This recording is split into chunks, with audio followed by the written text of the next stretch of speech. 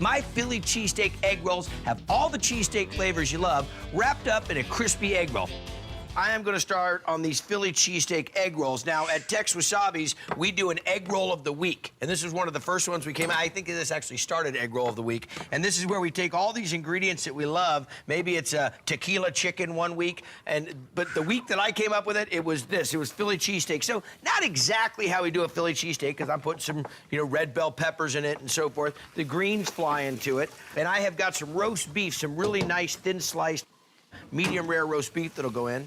Hit a little bit of salt, touch of pepper, and we're just going to kind of sweat these, Petey. We're not going to necessarily get after them in a full caramelized state. Look at this roast beef that I've got here. Now, leftover, I mean, if you've got some prime rib, that's a dynamite. The ribeye is, I think, one of the best pieces of meat that you can use in doing a Philly cheesesteak. So we'll pop this right in on top of that. You want the wide shred here, right, bro?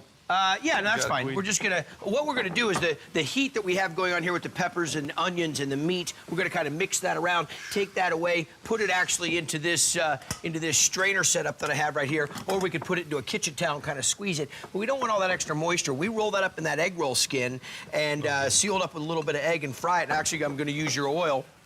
What ends up happening is moisture isn't your friend. It kind of starts to come out, kind of breaks. Sometimes we'll actually have an explosion, and you don't want an explosion in your oil, right? Okay. No way. I'm just knocking out the finale of my Philly cheesesteak egg rolls. I let it soak here a little bit to get some of the moisture out because we don't want the egg rolls to explode. But I got some pepper jack cheese and some roast beef, red and green bell peppers, a little salt and pepper. Now, what I did is I dredged my wonton skin in a little egg wash with some milk there, roll this over from the front, kind of pull it a little tight. Don't want this thing to pop on me. Over that side, and then just give it a little roly roll. The egg wash kind of seals it shut. Bam, we go like that. Oh, boy, I took Emerald's line. I don't want to drop too many of them, and I drop them individually so they don't stick together. And I'll have to just kind of move them a little bit. Now, here's a good little technique. If you want to make these egg rolls ahead of time, they will stick. As soon as the dough gets wet or the wrapper gets wet, they'll stick to each other. Little rice flour wrapped around each one, or dusted on it will work great, or a little bit of parchment paper around each one individually. Okay, so Philly cheesesteak, take a look at those bad boys right there. Smashing acorn soup. A hearty, warming puree of roasted acorn squash, shallots and herbs, and a swirl of heavy cream, topped with a peppery pistachio Parmesan crostini. Each bowlful looks great, and it even tastes better. I've got some acorn squash in the oven, kind of roasting down. I'm going to start some shallots with a little bit of this olive oil, kind of caramelize these bad boys up. It's going to be the basis of the soup. Okay, so I'm going to get these down. Pan was super hot, so I didn't put my butter in yet, but let me throw a little butter in now. Some great flavor out of this.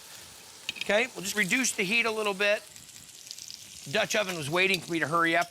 And let them kind of go low and slow. I really want to pull some of the flavor out of this and let these caramelize. Let's take a look at that squash. That's what I'm talking about. Look at those bad boys all roasted up. The garlic in there, even a little bit of moisture inside of it, that's all flavor. My shallots look really nice in here. Now it's time to deglaze the bottom of this pan. We'll grab a little chicken stock for that. So that's what we've got. We're letting the acorn squash kind of cool down before we scoop it out, get it into here. I'm going to deglaze with the chicken stock. This will be the base of the soup. Outrageous. I think it'd just be great like this, but we're making this dynamite soup, and I got some shallots and chicken stock doing time over here, simmering nicely. And inside of the squash in the cavities, I put some shallots, so that roasted with them. Those are going to go right into the soup. Actually, everybody's going to go into the soup. Let me see. I've got the shallots, some roasted garlic. That'll be really nice. And then the squash meat itself goes right in. That'll make it nice and creamy. Just a touch of cayenne. Not too much, about a quarter teaspoon. And about the same on the white pepper. A little dried sage, we all know what that's like, the rub sage. Okay? And then some savory, which you don't hear a lot of times. And this has kind of got like a little lemony, almost dried arugula idea, but a little bit more citrusy. Okay? Some Worcestershire sauce. A tablespoon of that in. Okay. So let me just give this a quick little buzz. These immersion blenders, I love them because we don't have to take all the soup out and hit it into the blender right now and then pour it back in because I want to continue cooking. So I just sit here and do this, kind of get all the big pieces ground up, let it continue to simmer. Over to this acorn squash soup. Little olive oil goes in, some grated Parmesan cheese, just a touch. Adds a little bit of salt to that, but this was seasoned really nice. So we'll stir that around. Okay, now look at these crostinis I got sitting over here. Chopped up some pistachios, hit a little Parmesan cheese, buttered up that baguette, popped it in the oven, and look at that. This is not your everyday soup, but tell me that's not gonna be nice and hearty on a cold winter day, especially during the holidays. I'll just put a little, you see here, I'll use my spoon so it doesn't just kind of clump right in the middle. There we go. I like that one. Float that bad boy right on top of there. Making these koi fish tacos, dredging, breading, and frying this cod. I know it sounds strange because usually you'd think with fish tacos you're actually putting them on the grill, but this is where it's all gonna start. It's gonna start right over here with the tempura batter. Now, tempura batter can be found in almost any grocery store and in your ethnic aisle. If not, some specialty stores have it, but it's really nice and easy to work with. One of the keys to it when you're making the batter is using cold water. So I'll show you this, show I get everything out of here. Now, we don't need a lot for this. I put a little bit here that we're gonna dredge the fish in first, and this helps when we take the cod out of the marinade, dredge it in here, creates a little coating, and then we'll put it into the wet batter, and it helps it stick to it. Now, this is really cold ice water that I'm putting in here. There we go. And before I put too much in, I wanna kinda whisk it and just see how thick it is. And it's supposed to be kinda thick, almost like pancake batter. Not supposed to wear all of it, okay? Get a little bit more in here.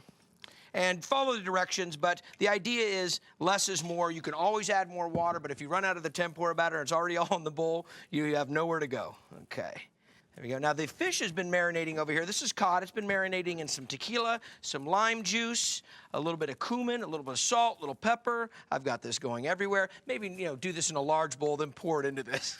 So there's the dredge, there's the batter, here comes the panko. What's panko? Well, this is a Japanese breadcrumb. It's kind of a coarse breadcrumb, doesn't really have a lot of flavoring or seasoning in it, kind of like an Italian breadcrumb. This is just all crunchy breadcrumb. You watch this because I'm gonna be sending some of these to you, okay? So that's out. Now we do have to de-bling for this because we get our hands all the way into it so rings come off. Here we go. Shake the marinade off, dredge it in the tempura flour. Now into the batter. That cold ice water really helps this batter adhere to the fish. How you doing on those tortillas? You got some tongs right there if you need them, boss. Those get too hot. Okay, now, all done up. Transfer them over to the pan, and you can see why we de-bling. Okay, take them, roll them over into the breadcrumbs, and kind of press the breadcrumbs down a little bit. And then we're gonna go right into this canola oil. It's at 350. Drop them down. Turn it off the stove right now. So we've got some cod that's been in tempura, panko breadcrumbs, fried up, and now we're gonna make some Tex Wasabi koi fish tacos. Money. Okay, guys, let me show what happens here. We pile this on top of the cabbage, all right? And then we got some warm tortillas right there, okay? So let me get a tortilla out. Okay, so these corn tortillas, nice job grilling these, by the way. Okay, so you grab a piece of cod, break it up on there, take a little bit of lime, squeeze that on top, okay? And the aioli, well, this has got, I'd say, the garlic and the tequila and lime in that. Take a little bit of this over the top, a little bit of cabbage, top of there, some of the pico de gallo, the beak of the rooster. There you go. Wow. Some chicken marsala. Got this cast iron getting hot. Had the butcher knock out a nice local Sonoma County chicken into 10 pieces. We'll hit it with some salt and pepper. Get just a little bit of oil down in this. Okay, so I put the chicken down, skin side first, and we split those breasts in half. This will roast down so nice, it'll almost just be fall off the bone tender. Now, some nice white button mushrooms and a little bit of garlic. This is all gonna be going for this sauce. When I'm gonna let it go low and slow like this, I like slivers of the garlic. Let me get this chicken out of here. Build a nice little crust on top. Don't wanna cook it all the way through, but what I did is started with the skin and fat side first to render it down, get that fat from underneath the skin. And then let me get the onions down. So look at all the flavor in the bottom of the pan. That's all that chicken fat, all the schmaltz down in there, as my buddy Mark Disson would say. All right. Onions in, mushrooms in. Those little mix. And then to expedite that process, a little bit of salt. Putting that chicken back in here in a little bit with some thyme and the garlic and then deglazing it. Outstanding. Now we're gonna add a little tomato paste. Hefty tablespoon. I'll stir that around in there and let that cook out. Onions have caramelized, mushrooms haven't broken down. Let's go back in with the chicken, fat side up. Here's the kicker. Grab that Marsala. We're gonna come in and deglaze with about a cup of that Marsala. You should smell it. The sweetness, the richness of that, but it's not gonna be just Marsala. We're gonna hit it with a little chicken stock as well, up about 3/4 of the way. Coming over to the wood-fired oven. Grab these root veggies out. Slide that in. Check that out. Look at that chicken right there. I'm gonna fire up this burner and remove the chicken. Why? So I can let it reduce. I want this sauce to reduce even more. You see I've got that nice crunchy skin right up there on top because I didn't fill it up with too much liquid, but I really want this to reduce down and almost make like a gravy. I'm just gonna mount it with a little bit of butter, stir that in. Now we'll just hit it with a touch of some acid and a touch of parsley. Oh, and this is how we're gonna do it. Right on top. Look at that. And then just a little touch of the Italian parsley. Chicken patty burgers. Now, wait a second. When did chicken burgers become cool? Oh, yeah, right now. You know, you get the taste of that two-handed monster you love from the drive-in, but it's gonna be healthy at the same time. Red onions, black olives, jalapenos, garlic, paprika, even some artichoke, all tossed into this burger. Now, key items to this. One, we gotta do a lot of fine dice. Yeah, you could bring in a mandolin or you could bring in a little chopper, or if you have like all my buddies at my house and have them do all the prep work, that's even nice. Sharp knife's gonna be key. Red bell pepper, red onion, jalapeno. I've got some garlic. These are all my key ingredients. Let me get this pan heated up. Now, I made this patty thinking about the healthier sides, eating a big burger, but you know what? So many times it's all about the beef chicken. It seems to be a little bit healthier. I mean, it's really kind of the chicken movement these days, and I've had chicken patties and they've been dried out. I think you're gonna be happy with how juicy. Look at all the veggies going in this. It's gonna be tight. Let me get these started.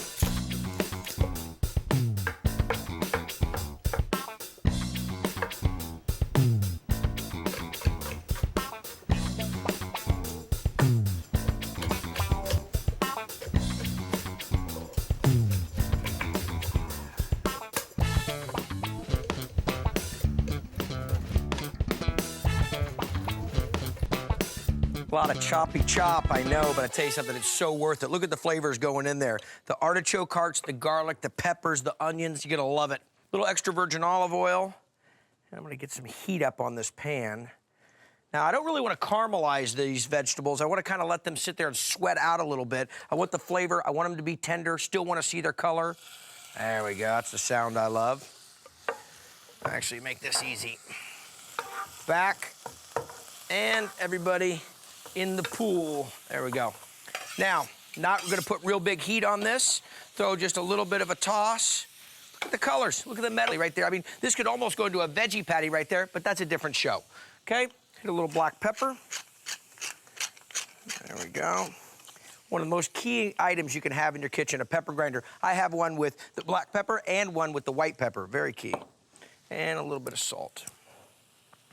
That'll help sweat them out a bit, okay. Chicken doesn't always get that respect, you know? It does in the chicken breast or barbecue chicken, but how do you make a patty and not dry it out? All these veggies, which I've sauteed here and let cool down, this is all gonna be big flavor. There we go. So about 1.5 pounds of chicken goes in there. 1 egg. This will work as part of the binder. Add some moisture also into it. There we go. We're gonna get these veggies that I've cooled down. Now, what have I got here? I got some red bell pepper, some red onion, some garlic, some olives, and believe it or not, artichoke hearts. Okay, and there's just a little bit of jalapeno that I took the seeds and the ribs out of. I want that jalapeno flavor, but I don't want too much big bite going into this. Okay. There we go. Now, let's put some of the supporting characters in there, a little bit of salt, cracked black pepper. And let's do this dance. Little ground sage, kind of chicken's best friend. We'll put just a little shake, about a 1/4 teaspoon in there. A little cumin for that nice smoky flavor. People think cumin could just go in, like, you know, you find it a lot of time in Mexican food, but it really translates into all different types of ethnic foods.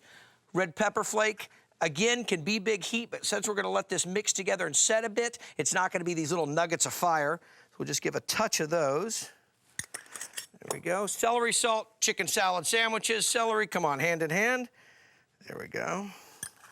A little chili powder. Get my chili powder and my paprika messed up, I got a concern. Here it is, Hungarian paprika. This is the hot one, not super hot, but it's got a little bit more than that smoky. Actually, that might be hot. And a little bit of oregano. Okay. Now I'm gonna mix this thoroughly. Okay, get that together. Oh, I gotta get this is the best buddy right here. These are the breadcrumbs. Seasoned or not seasoned, that's kind of your choice. If you can make your own, I love to make them out of sourdough, works dynamite. Okay, so the egg works as the binder, the parsley, nice, bright, fresh flavor. The breadcrumbs work as a binder, and then these veggies, well, that's just the flavor super kicker. Mix that all together like that. Now, this is kind of a neat technique about working with chicken and making this patty. You grab one of these, you buy them, you know, you get olives at the store. You have these containers kind of laying around. Before you throw them away next time, take this, throw some plastic wrap on top, kind of divide your chicken mixture here into quarters, and throw that chicken mixture right in the center, like that. Fold it over. There, give it a little press around the sides. Take a look at that. Your chicken patty's already done and made for you. There's one, I gotta knock out the rest. This is gonna be my chicken patties. Now, I have some chicken patties have been doing time here in the fridge. So what is the chicken patty? Well, it's got practically the whole garden of vegetables in there, some thigh meat and some breast meat. So it's got the big flavor as well as the healthy side of things. That's gonna go in, gonna make a dollop there in a second, but let's look at these patties. Pan's nice and hot. A little bit of olive oil. There we go.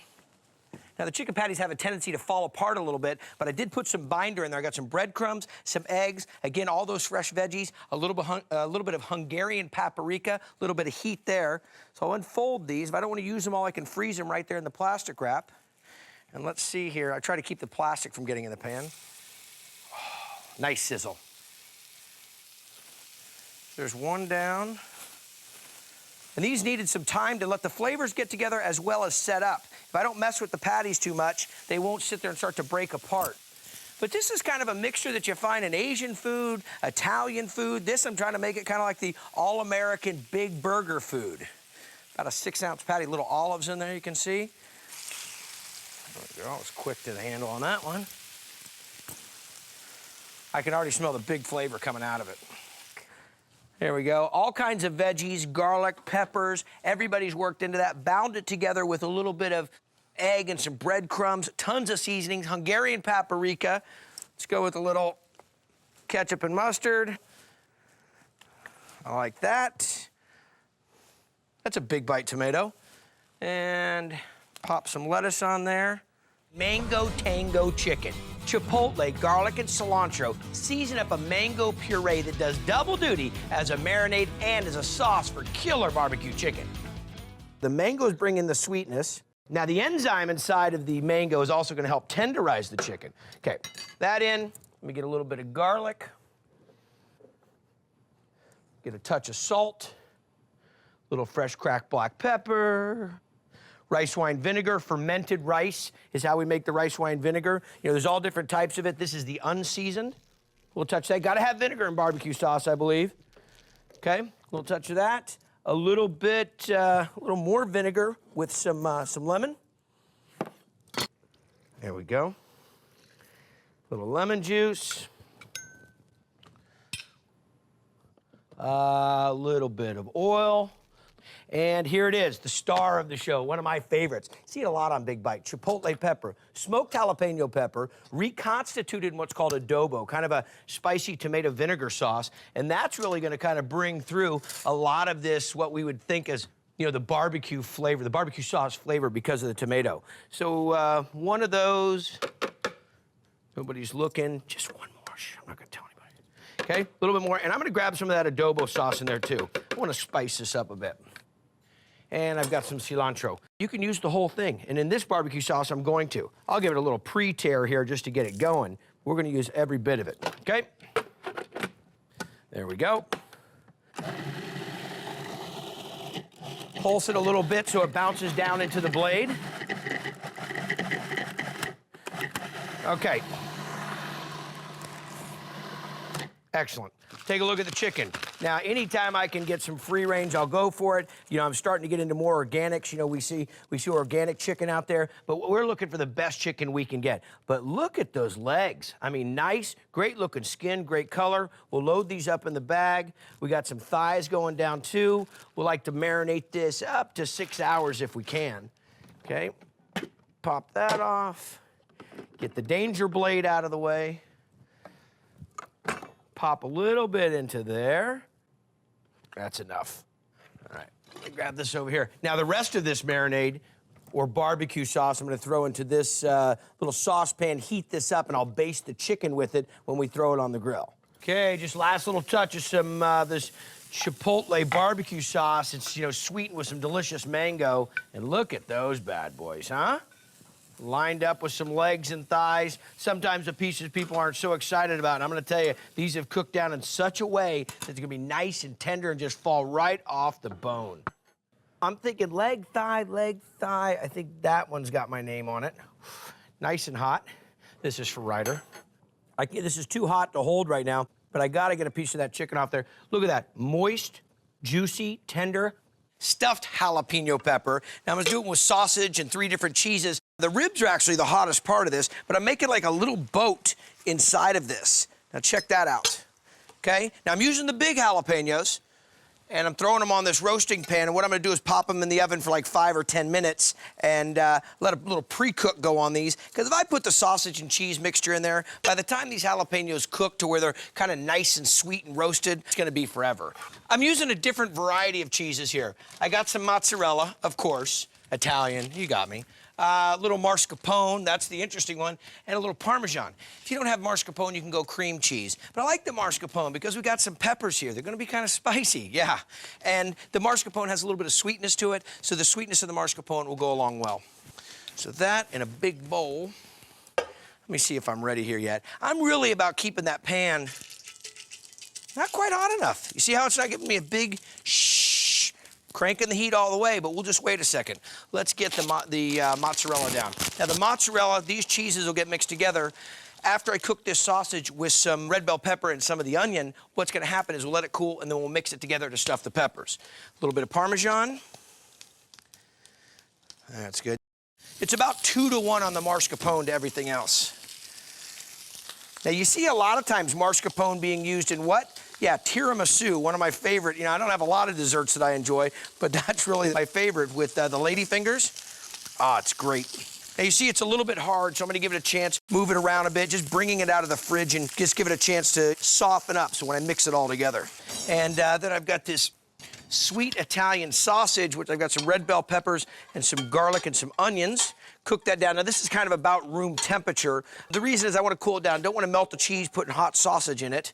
And I also don't want to put this hot mixture into these peppers. So I kind of mix this around a little bit. I kept all the cheeses out to kind of let them soften up so I can move them together a little bit easier. Okay.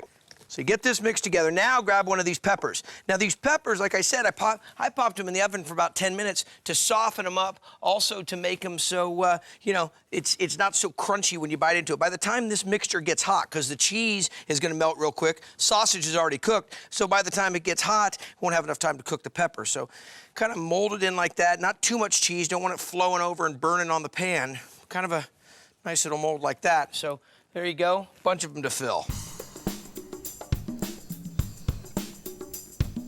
Little tedious to stuff all these the whole time, but well worth it, especially when you're doing something like poker night. Take a look at them. I'm just gonna put them in. Now, what's gonna happen is I've got the oven at 350, but now I'm gonna turn it to broil. Keep it a little bit off of the broiler. If I put it right up underneath there, boom, I'm gonna burn. So I want this to cook it all the way through, or gotta warm it all the way through, but put a nice crust on it. So we'll hit it up to, I think medium broil should work. These jalapeno poppers, look at them. I mean, this is the way they're supposed to be done. You've got mascarpone cheese, you got mozzarella, Parmesan, done with the sweet Italian sausage, some pepper, some onion, some garlic. Now, I got some frozen peaches that have, you know, kind of thawed out a little bit. I'm getting these into the mix here. And what I'm gonna do is hit them with a little brown sugar and some regular white sugar. So look at those. Let's get a little bit of regular sugar in, about a 1/4 cup. And we'll get a little brown sugar in. So you get some of that nice kind of rich, deep molasses flavor. There we go. And a little bit of flour to kind of bind it together a bit. We're also going to be hitting some cornstarch in there. The flour kind of gets a little thick and a little opaque where the cornstarch kind of runs a little bit more clear. Just get a little flour. And get a little lemon juice. And get some water in there too. So a little lemon juice goes down. Get a little water in here. Spoon, and where's my cornstarch? Okay, there we go. Kind of mix that up a little bit. Make it not quite a slurry, because that's not a ton of cornstarch. All right, now before I mix that in, I'm gonna get a little cinnamon down. There we go. Okay, so take this, kind of pour it around. Now this is gonna be the base of it. We got sugar, we got flour. This all right here could be made, we could be making peach pie for all I know. So he's gonna get poured in here. First things first, let's get in a little bit of oats. Maybe 3/4 of a cup. We'll get in some flour. There we go. Okay. We'll get in some brown sugar. Again, kind of the same, you know, some of the same sweeteners that we had on the mix with the peaches. A little bit of both. And a little bit of white sugar. Same thing, about a 1/4 cup on that. I was dragging a bit there. Okay, gonna give a little pinch of salt into this piece. There we go. A little bit of cinnamon hiding there. You see, when I bake at home, I mean, I get everything out that I own. Okay, a little bit of cinnamon going downtown. There we are. And then here's the kicker, a little fresh nutmeg. Get that. Got a zester, a little microplane here. And this, especially the fresh nutmeg, really makes it work. About a 1/4 teaspoon on that. There we are. All right. Now we get in some almonds. Toasting these would also be a nice little move to make. There we go. And we're gonna hit it with some cranberries. You know what, I'm kind of looking at this. I'm looking at the size of the dish. I'm gonna up my oats just a little bit. Just give a little bit more, and I'm just gonna hit a touch more flour in there too. Because depending on the size pan, when you're using a smaller dish, you don't have as much surface area to cover. I'm just gonna hit a little bit more in there. Now, here comes the key. I gotta debling for this. This is the key. Having a little room temperature butter that's been softened, and we're gonna kind of mix this in here. I'll just kind of break it up a little bit. Now we're gonna work this into here. Now, what it's gonna do, well, it's gonna work as a little bit of a binder, but it's also gonna kind of melt and help crisp things up. All right, here we go. Go down with some of this. All right. Okay, here we go, into the oven. It's at 450. I'm just gonna pop it in there right now at the 450. It's smoking hot, but what I'm gonna do is drop it down to 350. It'll still have some of that residual temperature. Now check this out. The peaches are cooked, kind of make a nice caramel sauce around it, and I got some crunchy topping, but the topping that's down into the peaches is a little bit soggy. So now that I want the crunch, I want extra crunch, I'm gonna take the rest of the crunchy topping and put it on top. This will sit on the existing crunchy topping, and I'll have lots of extra crunchy topping. Okay, that goes back in, a few more minutes. Cedar plank salmon, dynamite. We're gonna start with a little jalapeno. Jalapeno and some garlic to get this spicy apricot chili glaze going. So the jalapenos, normally when I'm doing them on Guy's Big Bite, is I'm taking them and taking the ribs and the seeds out. That's where all the heat is. These I'm actually gonna cut in rounds because I want a little bit more heat. So I'm gonna leave the ribs and the seeds in. Okay? Now, if you didn't have a jalapeno available, a little red chili flake would work good, but jalapeno really is meant to go into this one. Okay, now my pan is nice and warm. I've also preheated my oven with the broiler because I'm gonna be popping some peppers in there to let those kind of char up so I can take the skins off them. Okay, a little extra virgin olive oil, saute pan, not too hot because I want these to caramelize a little bit. I want some of the heat, but I also want them to mellow out just a bit. Got to hear a little sizzle when it goes in or you're definitely not hot enough. Okay, that's down, a couple cloves of garlic. Now the same thing with the garlic. Normally you'll see me mince it or put it in a press or dice it up real fine. This here I'm gonna kind of do just in some real nice thin slices, and these will survive a little bit better in this pan. You know, a lot of times when you see garlic browning up, you're knowing that it's becoming bitter. These are gonna actually cook right about the same tempo that those jalapenos are. Okay, and those go in. Next one. Give it a little toss, get that oil moved all around. We're gonna add in a little whole grain mustard, and we're gonna do the apricot preserves. What if you don't have apricot preserves? Orange marmalade would work good. A little bit different flavor, but it's that same idea where you're gonna be bringing a fruit into it, a sweet fruit. We're gonna have a little bit of the acid from the mustard coming in, and then we got a little bit of the heat from the jalapeno. So you can kind of mix this up the way you want. I'm gonna deglaze it with a little bit of white wine. Whoa, nice catch, you see that? Well, kind of nice catch. All right, so we deglaze it with a little white wine. This also works great on game, like if you're doing some pheasant, if you want to do some pork chops. Oh, dynamite on pork chops. Center cut, bone in. Okay, and we'll crank this up now really high because the alcohol is going to protect that so these now won't burn, and we hit it with a little bit of the whole grain. Dijon mustard works good too. You could even go yellow mustard if that's all you got. 1, 2, 3 tablespoons. All right, apricot preserves. Again, when it comes to something like this, like the apricot preserves, using the better quality works good because everything that you put into this is going to come out in the flavor. And a lot of times people say with wine also, well, you know, the wine's not that great, save it, we'll cook with it. Don't cook with anything that you're not going to drink, and don't put it in the dish. Okay? Okay, so now we've got the spicy. Now we've got a little bit of the sour from the mustard. Now here comes the sweet. So about 3/4 to a cup of that, of the apricot preserves. Excellent. Get a little spoon, roll my corn. See how the corn's starting to brown up? That's just what we're looking for. We're just gonna try to get it done evenly around there. So I've got this working together. These flavors are gonna marry. This is gonna reduce, gonna make a really nice glaze that we're gonna go and put on our salmon that's gonna go on the cedar plank that's gonna go in the oven.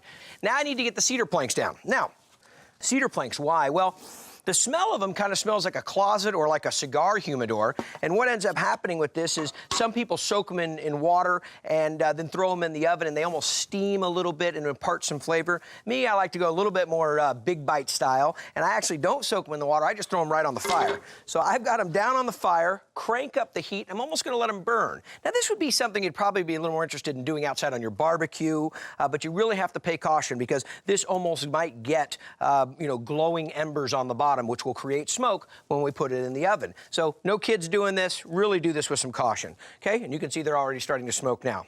Okay, let's look at the salmon. Beautiful fillets. What I'm trying to do here is we could use a big piece of salmon. I like to use them in little steak cuts if I can of the fillet because I want this glaze to get everywhere around the salmon when it cooks in the oven. So these are looking pretty perfect. Look at this, what's going on here. See how they're starting to smoke up? Perfect, just where I want them. This is definitely the time to make sure that you don't have the smoke alarm going off. Okay, look at that. A little bit of smoke going on right there. And that's not too much because we don't want it to change the whole flavor of the house. Throw that one down. That one got a little bit extra.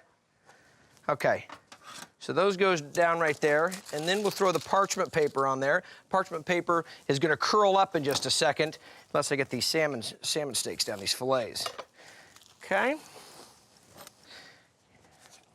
Don't put them too close. I see, I knew it was going to curl up on me. Don't put them too close together because we don't want them to be steaming each other. Give them a little separation. I could probably fit 3 fillets on here with this size. And also, I took the planks off of the fire because, see how that parchment paper, it could actually catch on fire, so we don't really want that to happen. Those go down, that goes down. Let me hit it with a little salt, a little pepper, right on top. Oh, those look beautiful. And cooking with cedar really adds some nice flavor. You really have to watch out, though. You can't just take any cedar that you find. Usually going to a barbecue store or online to a specialty food store is where you can find these planks. There, those go down. There we go. Gives a nice, sweet, earthy flavor to it. Okay, now here, that glaze is cooled down, so it's not going to run off of the salmon. If I put it on there hot, it might have a tendency to just kind of cruise right off of there. Down. A little bit more. Be liberal with it. I'll show you a little trick of why this is not going to wreck your oven if it does start to run off of the salmon. Okay. Excellent. Turn that bad boy off. Now, these planks shouldn't be so hot that I can't touch them. They're going to be all right. Into the oven at 350 degrees. Pop these on top. There we go. 350 degrees for about 15 minutes. Should be fine. Take the pan that we had. Flip it upside down in case any of that glaze starts to run off. Okay, there we go. Now it's been down about 350 on cedar planks. Wow, look at those. How hot? Yeah, they're hot. I'm gonna pop those down on top of this. And I put that tray, I put this cookie sheet underneath it because in case that apricot chili glaze started to come off of there, I didn't want that to drip all over my oven. But look at that. And smell it. The rosemary's coming out, a little bit of the jalapeno. Now, I put it on the parchment paper, so what'll be nice is that it didn't stick to the wood, and I might be able to use the wood again. Oh, look at that. What I'm gonna do is get a dry rub and put it all over that chicken, pop the chicken down onto the beer, throw it in the oven, and let it crisp up and get nice and juicy. Okay. Now, look at that. Now, what I did is I washed it out. When I'm using this whole chicken, I went and washed it out with some cold water, and I patted it dry, so I took some of the moisture out of it because it's not going to really be able to get the crispy skin if it doesn't have some of the moisture out, okay? Now, what I want to do is take this skin and get underneath it with my fingers and kind of separate it from the meat a bit. I don't want to tear it off. I don't want to put holes in it because the skin staying around it kind of keeps the moisture of the meat inside the chicken. So I'm going to grab a little bit of this dry rub and get it up underneath there, okay? Now I'm gonna try to work my fingers down as far as I can into the chicken, trying to get down here into the thigh and into the drumstick and move that around. Now, when it starts to cook, especially with some help of that bacon fat, it's gonna end up moving some of these flavors down there by itself, but if I can help getting it down there, why not? So around there, I'll hit a little bit on the back, okay? Get up underneath. And if it doesn't go exactly right, don't sweat it. It's not too much of an issue. There we go. And then I'm going to take the rest of it and kind of shake it in the cavity of the bird because that's where a lot of times you'll see stuffing of turkeys and birds goes right in the cavity. Okay? There we go. Excellent. All right. Now it's time for the beer. Now what I'm going to do is pop the top on this bad boy and pour about half for me because I am the chef and I do enjoy it. And the other half, well, I'm gonna be stuffing that inside the cavity of the bird. Now to fortify the flavor a little bit, I'm gonna hit it with a couple garlic cloves. And this would be a great time if you wanted to hit it with garlic cloves or if you wanted to hit it with some lemon or some peppercorns. We're gonna pop that down. And the reason we do half the beer is because when it's in the oven at 325, it's gonna start spilling out a little bit and we don't wanna have this big volcano. So now we take this, we grab the bird, and we start to put it down. Check it out. Now a little bit of the bacon. I cut the bacon in half, and what I'm gonna do is start to stick the bacon down into the cavity of the neck of the bird like this. And this is gonna work for flavor. Now the reason I didn't salt the bird is because there's so much salt in this bacon itself. Okay, so we get that down, nice smoky flavor. Wrap that around a little bit, and we'll do a little bit more on this side, about 1/3 down in and about 2/3 out. Grab a few of these toothpicks just to kind of secure it a bit. Look at that. Looks kind of like a clown suit. Decorated bird. Okay, there we go. Pop that through. Bad boy goes on a pan that I can put in the oven. Let me get this out of my way. Need to wash up. Now, what's going to happen is I've got it in the oven right now. It's going to go in the oven at about 425, and then I'm going to lower it down to about 325 and let it finish out for about an hour or until it hits about 165 degrees. Okay? There we go. Now, what I love about this is like a vertical roast. You know, a lot of times you go into a restaurant and you see that chicken on the rotisserie going around. Well, what happens is it cooks evenly all the way around the chicken. You know, a lot of times when you've seen cooking a chicken in a pan in the oven, that it gets kind of like that soggy side. Well, this vertical roast that we got going right here is going to keep that from happening. Here's a great thing. What do you use with buttermilk? Well, the onion rings. Why? Well, you got this almost this sweetness of buttermilk and a little bit of sour of buttermilk. There's 2 cups plus a little bit. And it really imparts some flavor, and it also helps break down the onion ring a little bit. Now look at these 3 big monsters of onions. Sweet onions are great to work with this, Vidalia onions, but a nice yellow, white onion, something that's really fresh. You can tell by the way you squeeze the onion. But there's something about doing onion rings about how to get a really good onion ring. Now, I've had a lot of onion rings that I don't think are that great, but one of the things has to do with this skin I'm taking off right here. Look at that. See that? Not that piece, but that piece. It's the one that kind of looks like it would be all right to work with, but look at how thick and leathery it is. It kind of feels like the tongue of your shoe. We want to get rid of that one. Now, we don't want to cut the onion ring too thick because then it takes longer to cook than the outside does, the browning of the breading, okay? So we want to get it right about there. Here we are, about 1/2 inch. It's okay if it's like this. That's what I'm looking for right there. That. Now, when we get into the center of the onion ring, these are the pieces that we don't want to put in just like that. That we need to either get the piece out and separate them or not use them, okay? So, I got a bunch of onion rings to break down, pop them into the milk. This is working. I got to get started. And now mix it up. Mix it up in this buttermilk. Now, I'm going to cover this and let it sit in the fridge. Now, the onion rings have been soaking in this buttermilk right here, and I need a beer to make the batter. Okay. Now, these can go up to an hour, hour and a half. These have been down about a 1/2 hour. Let's see here. A beer, and we'll get a little bit of flour into this, about a cup. I'll start off with a cup so far. We don't want this to be a super thick batter, and we don't want it to be real thin. We'll kind of show you the consistency we're looking for. There we go, and a whip. There you go. And the beer makes it nice and fluffy when it makes this coating around the rings. I think that looks good. Put that bad boy right there. Now we get a little flour to do the dredging. About a cup of that. There we go. And we're going to put about a teaspoon of granulated garlic. Okay. Here's some kosher salt, a little pepper. Mix that together. Okay, so what I want to do now, this is the trick. This is, can I stay on task? Now, my cauldron of oil is about 350. What I'm going to do is come out of the buttermilk, drop it into the flour. Now, with my dry hand, cover the onion, okay? Then drop it into the mix, okay? And then with my wet hand, come back in here and see if it's ready. And that looks like a pretty good mix. Let's drop one in and see what it looks like. Watch yourself when going down. Looks good. Let's hit them.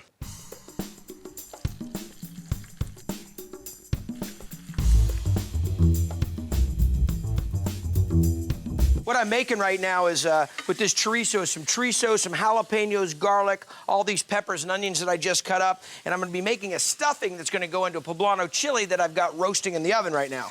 So I need to kind of get this smashed up a bit and let it get some contact with the pan so it starts to break down and cook out some of that fat, because I need some of the fat to help me cook these vegetables. All right, so there's some cilantro chopped up. I'm gonna get the jalapeños down right now. Those can get in there. And that chorizo fat, you know, we're going to cook with some kind of fat, if it's oil or chorizo fat or bacon fat, so why not use the chorizo? Let's get some green bell peppers and some red bell peppers in. Matter of fact, everybody can go in the pool except the garlic right now. There we go. This will all cook down a little bit, and then I'm going to be adding in some short grain rice in a little bit.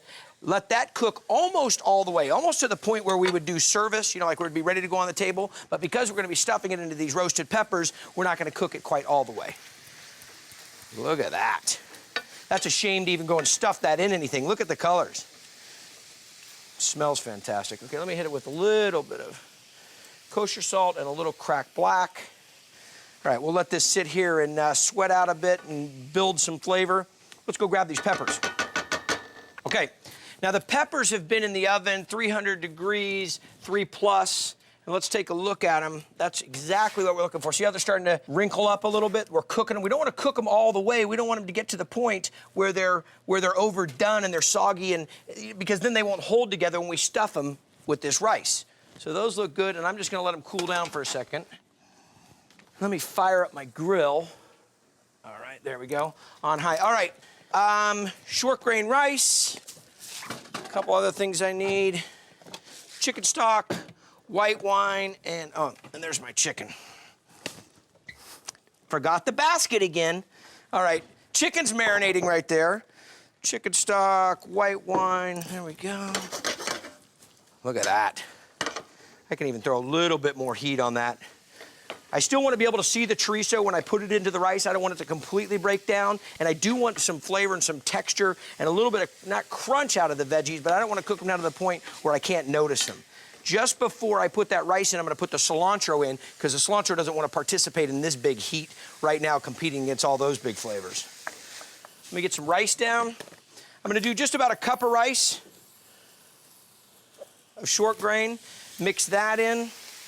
Now what's going to happen is I'm going to mix this for a second and just let the oils of the chorizo kind of mix around the grains of rice to let them kind of become individual so they don't kind of clump together.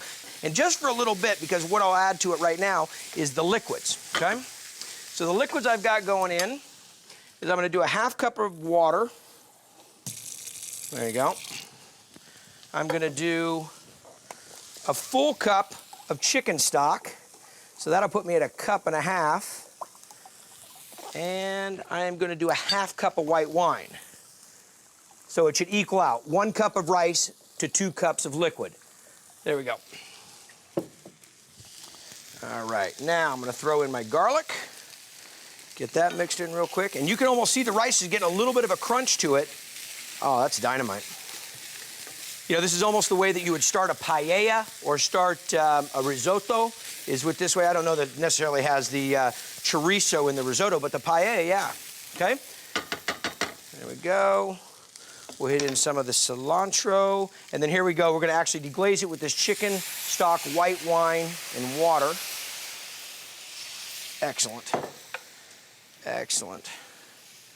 Okay, so what I'm going to be doing, lowering the heat, popping a lid, and starting to take the tops off of these so I can get ready to stuff them. Let's take a look. And the rice came out dynamite. What I have here is some short grain rice, a little chorizo, some peppers, some red onion, some jalapeños, some garlic. I've got some chicken stock and white wine, all that to cook this. Looks great. Okay, some 2125 shrimp that have been deveined, deshelled, de-everythinged. And what I'm going to do is I'm going to chop these up and put them into this rice, and I'm going to stuff them into these peppers. Now, the idea of why didn't I put the shrimp in when I cooked the chorizo is because if you put the shrimp in, they go through that whole cooking process of the rice. Well, they're going to also get cooked inside of these poblano chilies. If they get cooked inside the poblano chilies, well, they're going to be real nice, little tough little nuggets. So what we're going to do is give them a chance to only have one cooking process if possible. Okay, so those all get chopped up like that. And then everybody in the pool. Oh, that's good. And what's going to happen is they'll just take a moment in this rice, and I'll stir them up, and then you guys are going to put them in the chilies. We get to stuff them. Help time. You get to stuff them, but don't eat the rice right now because now it's got semi, uncooked shrimp in it. It'll cook when it goes inside the chili, but not right now. Okay. Okay, and watch the pan. It's hot. There you go, and just fill them up to the kind of the top of the chili. Okay. Cool. All right. Slide that Wash over this off.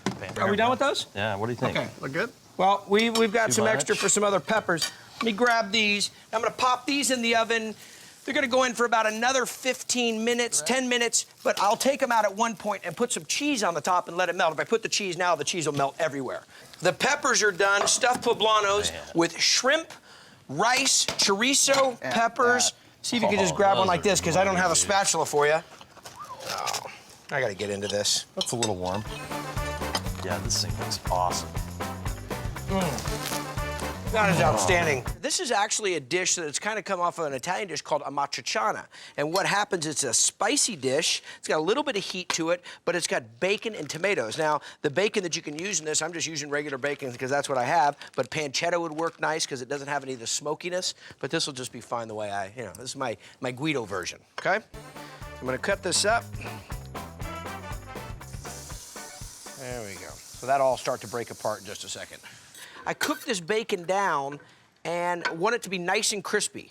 And I cut it ahead of time versus doing it in the long pieces, because when you do it in the long pieces like you're doing for breakfast, you have a tendency that certain areas don't get cooked as far as the other. Okay, so I pull these out. And this is going into the tomato and bacon pasta, which is kind of a spicy bacon, onion, garlic, tomato pasta, real nice light sauce. And some water working for it. So there's a little residual in there. I need to hit it with a little bit of olive oil. There we go. You do it as you like. The red onions that I chopped up.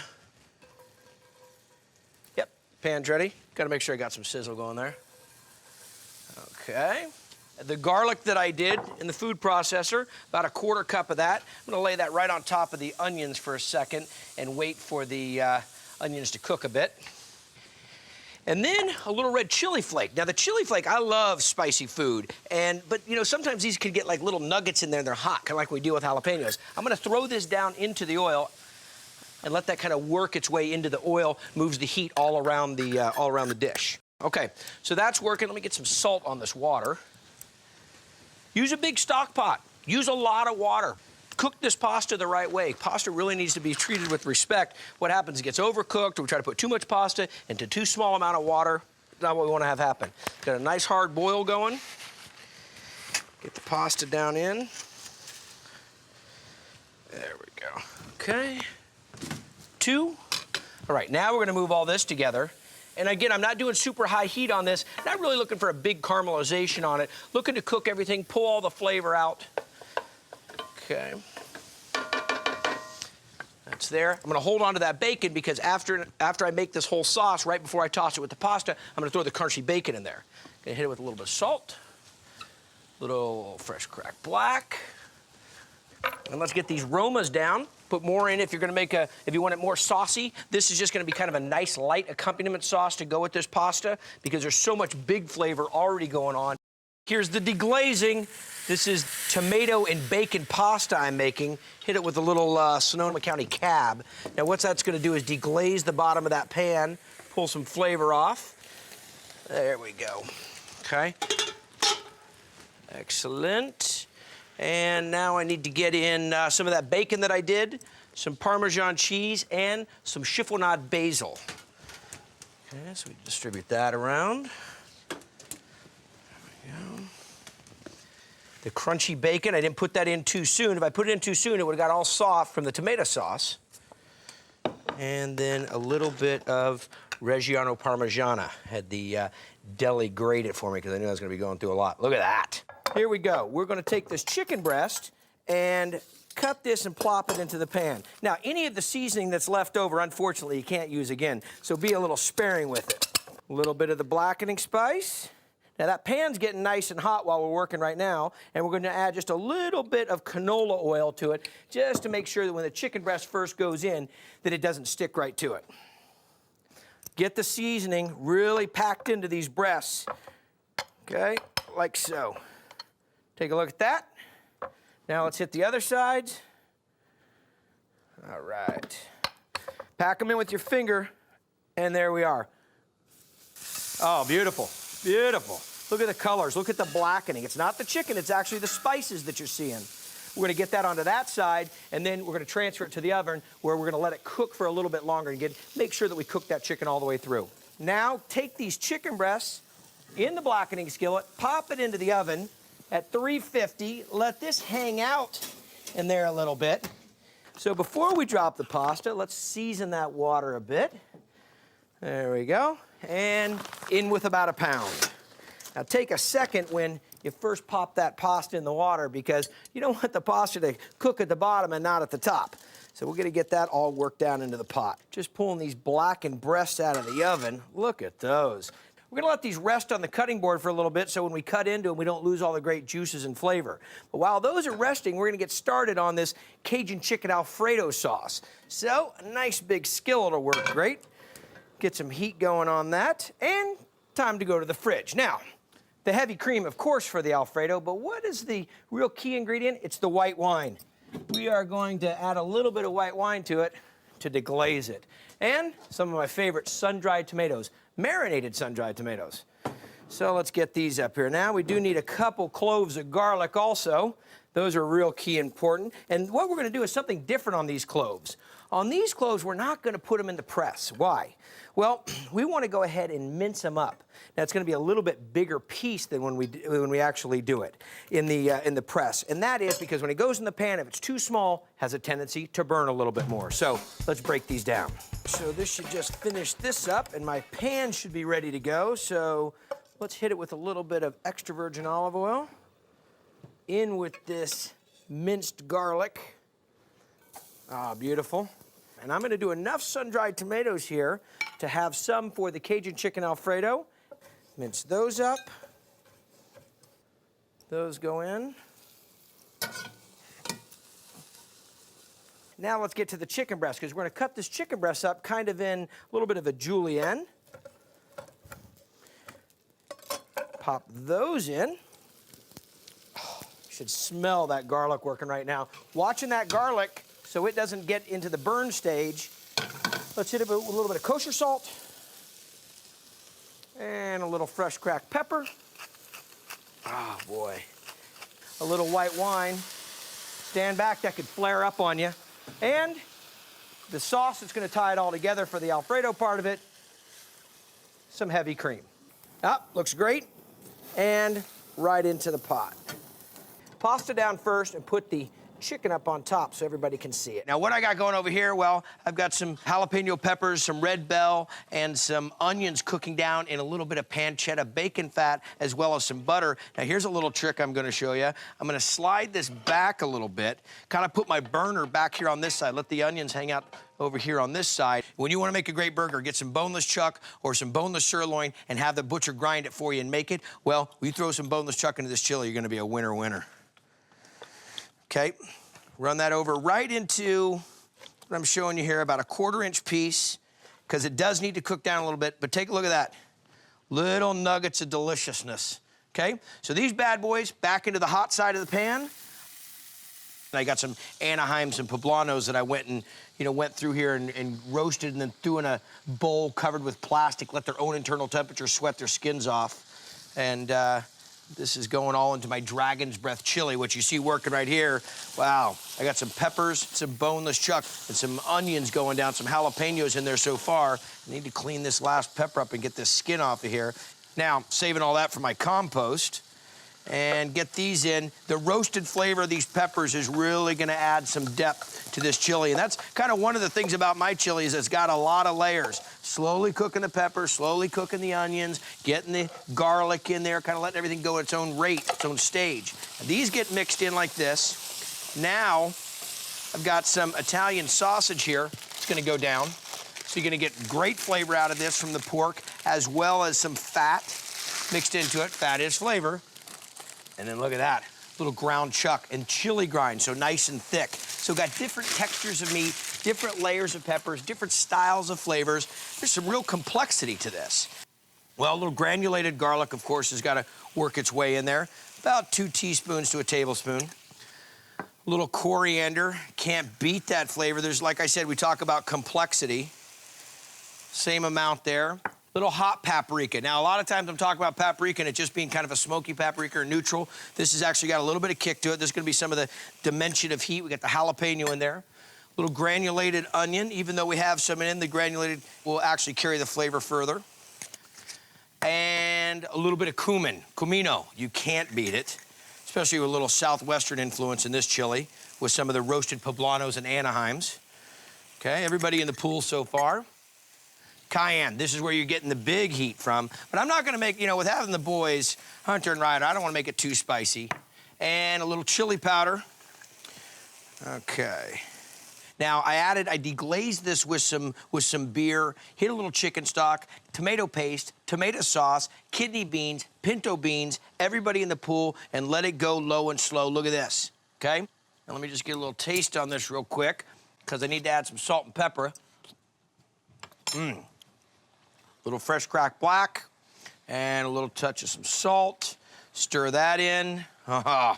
This is on point. Okay, so let me actually build this up real quick. I like to throw some fries down around the sides. There we go. Get this bad boy in here. Right on top of some of the fries. Hit a little bit of the cheese on top. Some green onion.